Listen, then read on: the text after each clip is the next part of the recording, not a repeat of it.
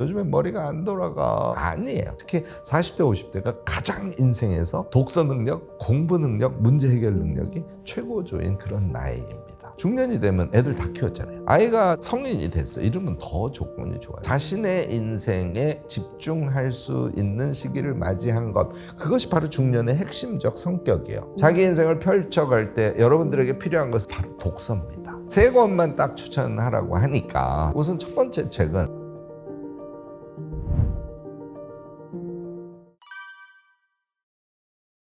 중년이 되면요, 내가 이 나이에 뭘 또 책을 열심히 읽으면서 나를 수련해야 돼? 이런 쪽으로 생각하시는 분들이 계세요. 근데 이거 되게 위험합니다. 또 하나는 나 중년이 됐더니 깜빡 잊어버리고, 내가 젊을 때처럼 힘도 좋고 머리도 팽팽 돌아갈 때면 훨씬 더 책을 잘 읽고 공부도 잘할 수 있을 텐데 그거는 안 돼, 이렇게 생각하시는 분들이 계세요. 이거 큰 탈납니다. 이거부터 바꾸셔야 돼요. 자, 중년이 어떤 시기인지 제가 두 가지로 정리를 먼저 해드릴게요. 왜 책을 읽어야 되는지 답이 거기서 나와요. 첫 번째는 중년이 되면 애들 다 키웠잖아요. 아이가 어릴 때는 아이 양육에 시간을 많이 써야 되죠. 그리고 불가피하게 자기의 시간을 만드는데 한계가 있어요. 그런데 아이가 중등, 고등, 성인이 됐어요. 이러면 더 조건이 좋아요. 다시 말해서 자신의 인생에 집중할 수 있는 시기를 맞이한 것, 그것이 바로 중년의 핵심적 성격이에요. 그전에는 우리가 태어나서 처음으로 미숙한 상태에서 그 모든 걸 해왔지 않습니까? 따라서 40대 한 중반 정도 될 때까지는 어찌 보면 우리가 우리 인생에 잘 모르고 베팅을 한 것의 연장선에 있는 인생이에요. 자, 이제 다 한번 해봤습니다. 여러분들 베테랑이 되셨어요, 인생에. 그 상태에서 자신의 인생을 이제 제대로 생각하기 시작하면 내 인생의 방향, 내가 이 인생에서 뭘 하고 살아야지, 또 나는 어디에 의미를 둬야지, 이런 본격적인 인생을 살 수 있는 시기, 그게 40대, 50대, 60대예요. 여러분들 그 점 잊지 마시기 바랍니다. 또 하나는 능력면인데요. 우리가 자꾸 인지학습만 생각을 하니까 요즘엔 머리가 안 돌아가. 아니에요. 인지학습은 경험학습에 의해서 완성되는 거예요. 여러분들 몸에 쌓여있는 인지학습과 경험학습의 총체가 논리적으로 당연히 그렇죠. 그것이 장기 기억에 없어지지 않고 남아있다라고 가정을 하면 어느 때가 제일 똑똑한 시기? 지금 현재 이 시점이 제일 똑똑한 시기예요. 논리적으로 그렇습니다. 그리고 실제로 통계도 나옵니다만 특히 40대, 50대가 가장 인생에서 똑똑한 시기예요.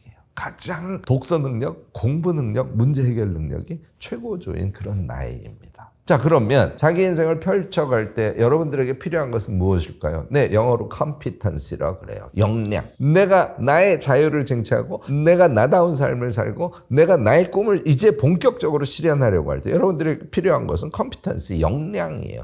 그 역량을 키워주는 출발 지점이 바로 독서입니다. 독서를 통해서 여러분들이 역량을 키워가야 돼요. 그런데 그냥 서로 주제가 다른 베스트셀러 상위에 올라가 있는 특히 자기계발서만 줄창 읽으시는 분들이 계세요. 그거 안 됩니다. 그렇게 해서는 역량이 키워지지 않아요. 자기계발서도 물론 읽고 제가 강조하는 소설을 읽어서 자기의 마음의 깊이도 더 깊게 만들지만 여러분들이 무엇인가를 자기를 실현하기 위해서 필요한 구체적인 영역에 대한 전문적인 독서까지 해가는 시기, 그것이 바로 40대, 50대, 60대라는 거 잊지 마시기 바랍니다. 세 권만 딱 추천하라고 하니까 세 권으로 딱 추려서 말씀을 드릴게요. 일단 쉬운 책을 여러분들께 소개를 하려고 하고요. 우선 첫 번째 책은 어처구니 없는 책입니다. 나의 돈 많은 고등학교 친구. 이게 소설이에요. 이 책을 꼭 보시기를 권합니다. 왜냐하면 경제의 원리를 그냥 소설 같은 구성으로 된 것을 통해서 여러분들이 이해할 수 있게 됩니다. 여기에 두 주인공이 나오죠. 이름도 엄청 재밌어요.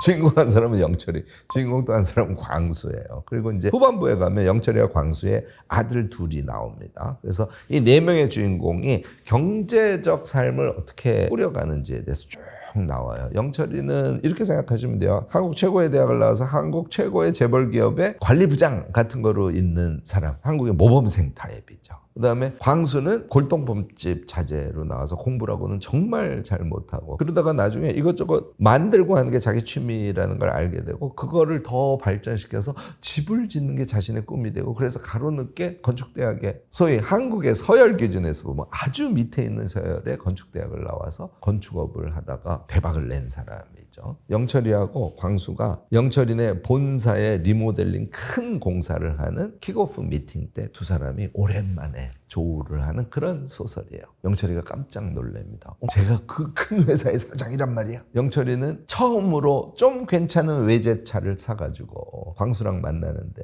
내가 그 차에서 내릴 때 내가 새 차를 샀다는 걸 광수가 나를 쳐다봐줘야 되는데 안 쳐다보니까 자꾸 차에서 내렸다 탔다가 내렸다가 탔다가 이런 삶을 살고 있고 광수네 집에 갔더니 한국에서 제일 높은 엄청난 집에 막 서울 야경이 쫙 보이는 거죠. 화장실 문을 탁 열고 들어가니까 저쪽 멀리서 파란색 불빛이 나오면서 변기 뚜껑이 자동으로 열리는 이런 이야기예요. 그러니까 인생이 역전되는 것을 보여주는 것이죠. 두 가지 차이가 있는데요. 하나는 경제적 삶을 자기의 꿈과 연결지어서 사느냐 아니면 보여주기식 그냥 모범생이 되려고 노력만 하고 사느냐 그 두 가지를 대비하면서 설명을 하고 있어요. 또 경제가 돌아가는 기본 원리 같은 걸 거기서 설명합니다. 특히 우리가 노동 수입과 자산 수입을 어떻게 배분할 것인지 그걸 위해서 무엇을 준비할 것인지 뭐 예를 들자면 주식 투자하는데 한 방 때려서 트리플 이득을 얻을 거야 이런 거 하면 큰탈 납니다 하는 걸 광수가 영철이의 주식 투자를 보고 잘 조언을 해주는 이런 장면이라든지 이런 것들이 디테일이 나와요. 그래서 우리의 경제적 삶의 방향에 대한 설명뿐만 아니라 경제 전반에 대한 이해를 아주 기가 막히게 해주는 제가 보기에는 너무너무나 좋은 책입니다.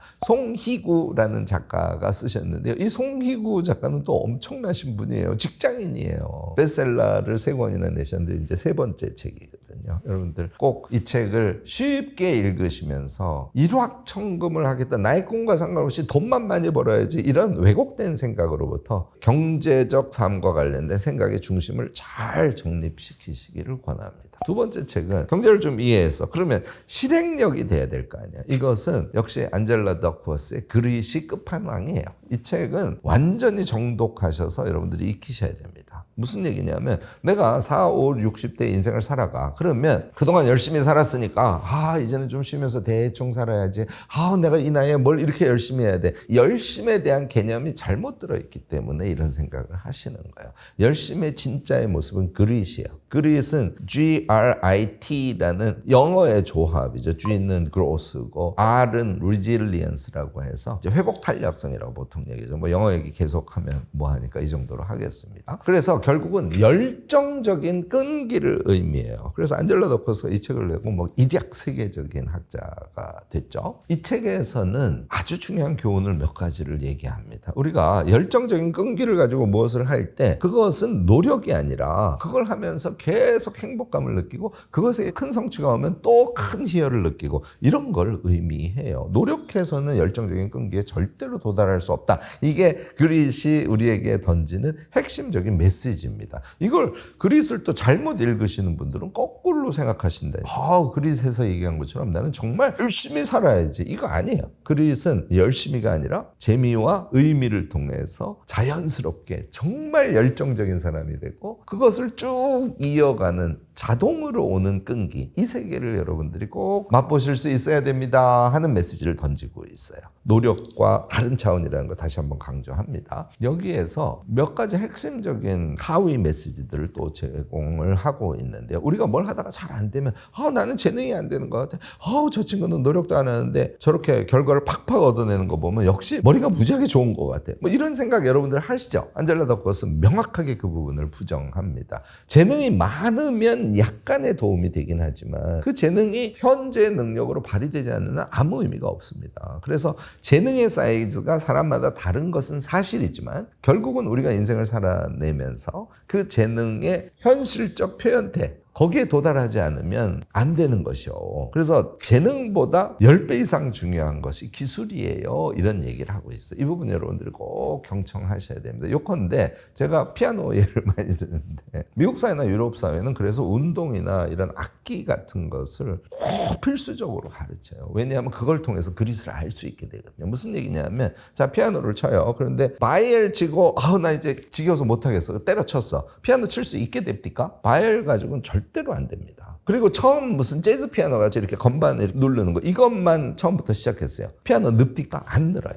최소한 체르니 40까지는 여러분들이 인내를 하고 손가락에 기술이 붙지 않습니까? 그 다음에는 내가 노래 반주를 하고 싶으면 노래 반주를 하는 거고, 쇼팽 중에서 조금 난이도가 낮은 거 같은 거는 연습하면 자기가 칠 수 있게 되거든요. 어때요, 느낌이? 내가 쳐도 너무 아름다워. 내가 반주를 치면서 내가 노래를 했더니 너무 행복해. 이 기쁨을 기술 단계를 넘었을 때 비로소 여러분들이 느낄 수 있게 되고, 그러면 피아노 치지 말라 그래도 열정적인 끈기를 가지고 평생 피아노 치면서 사실 수 있게 된다. 이런 얘기예요. 운동에서 다 설명이 됩니다. 그래서 실제로 교육을 할 때 아이들에게 이 그릿을 예술이나 스포츠 영역을 가지고 경험케 하는 게 한국 사회를 제외한, 특히 서구 사회가 교육에서 아주 중시하는 그게 이제 그릿 교육이거든요. 여러분들도 아직 늦지 않았으니까 40대가 된 다음에 그릿이라는 것을 내가 실제로 실천을 해야, 그래서 내 몸에 나의 역량이 붙어야 그 다음에 나에게 내 인생을 살아가는 자유가 주어지는구나. 그 자유 안에서 내가 내 인생을 개척하면서 나는 멋진 인생을 살기도 하고 돈 많은 인생을 살기도 하는 것이구나 하는 걸 그릿을 통해서 꼭 깨달으셔야 된다는 얘기예요. 자, 세 번째는 제 책을 소개해야겠죠. 키미칸의 마인드박스라는 책을 꼭 권합니다. 제가 쓰고도 여러분들께 이렇게 권하는 게 좀 쑥스럽긴 합니다만, 그런데요, 우리가 인생을 제대로 산다는 건, 아까 40대까지 살면서 모든 연습을 다 했다 그랬지 않습니까? 시행착오를 다 겪어봤어요. 이제는 깨달음의 경지에 와 있어요. 그래서 우리가 40대를 불혹이라고 옛 어른들이 얘기한 거예요. 경험을 다 한, 그래서 이제 자기식으로 생각을 할 수 있는 연령대가 됐어요. 그런데 자기식의 생각을 한 번도 정리해 본 적이 없어. 그러면 자기가 안 보입니다. 여러분들, 제가 이런 질문을 해요. 여러분들 이제 40대 됐는데 인생관이 뭐예요? 인생관이 뭔데? 한 번도 생각해 본 적이 없으니까. 그리고 사실 인생관이라는 추상적인 단어로는 우리가 자신의 생각 정리가 불가능하거든요. 인생관은 영어로 얘기하자면 outlook이에요. 그러니까 먼 데서 조망해서 어떤 생각의 틀 같은 걸 갖고 있는 거예요. 그 틀을 통해서 사물을 본다든지, 그 틀을 통해서 일을 생각한다든지, 그 틀을 통해서 어떤 책에서 이야기하고 있는 메시지에 대해서 자기식의 판단을 한다든지, 이런 것을 아웃룩이라 그래요. 그래서 제가 마인드박스라는 책에서는 16가지의 아웃룩의 어떤 주제를 설정을 해서 여러분들께 쭉 설명을 하고 있는 겁니다. 여러분들도 이 마인드박스를 보면서 16가지를 반드시 다 해야 된다는 건 아닙니다. 여러분들 나름대로 12가지를 하셔도 좋고 7가지를 하셔도 좋아요. 그런데 자기의 인생관의 구성 부분에 대한 정리 작업은 꼭 하시기를 권하는 거죠. 이제 이 책은 제가 이제 기록학자다 보니까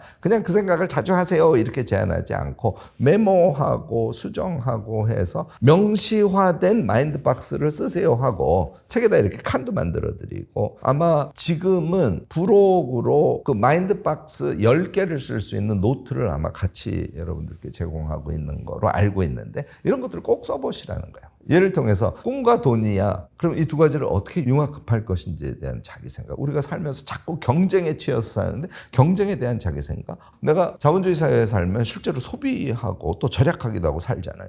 그러니까 소비와 절약에 대한 자기 생각은 무엇인지. 아까 얘기한 꿈과 돈, 이런 것은 무엇인지. 또 삶을 살다가 보면 여러 군데 여러분들이 휘둘리고 사니까 휘둘리지 않고 자기가 주체로서 살기 위해서는 무엇을 생각하냐. 주체와 구조와의 관계에 대해서도 여러분들의 생각을 하셔야 되고, 이제 실제로 그런 게 다 섰다고 하더라도 내가 일상을 나답게 멋지게 살아가려면은 또 정리하고 계셔야 될 것들이 있습니다. 대표적인 게 시간이에요.